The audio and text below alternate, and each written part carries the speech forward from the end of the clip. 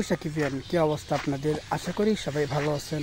সম্প্রতি আপনারা সবাই জানেন শাকিব খানের তাণ্ডব সিনেমাটি কুরবানি ঈদে আসছে এবং সেই আশা নিয়ে শাকিব খানের সিনেমাটি এখনও শেষ হয়নি বা শাকিব খানের সিনেমাটি কেমিও চরিত্রে কে অভিনয় করতেছে এগুলো নিয়ে কিন্তু অনেক আলোচনা সমালোচনা রয়েছে এবং সাধারণ মানুষদের কাছে কিন্তু কল্পনাই রয়েছে যে কেমিও চরিত্রটি কে অভিনয় করতে যাচ্ছে। তো সম্প্রতি আমি আপনাদেরকে একটি নিউজ জানিয়ে রাখি, তাণ্ডব সিনেমার পরিচালক ইতিমধ্যে তিনি জানান দিয়েছেন কিছুদিনের ভিতরেই তাণ্ডব সিনেমার টিম এটি তারা ফ্ল্যাশ করতে যাচ্ছে একটি প্রেস কনফারেন্সের মাধ্যমে। আসলে তাণ্ডব সিনেমায় কেমিও চরিত্রটিতে কে প্লে করতে যাচ্ছে তো সেদিনই দেখা যাবে আসলে তাণ্ডব সিনেমায় কেমিও চরিত্রটি আফরান নিশো নাকি সিয়াম আহমেদ কে প্লে করতে যাচ্ছে। সেটি দেখতে হলে অবশ্যই আর কিছুদিন অপেক্ষা করতে হবে।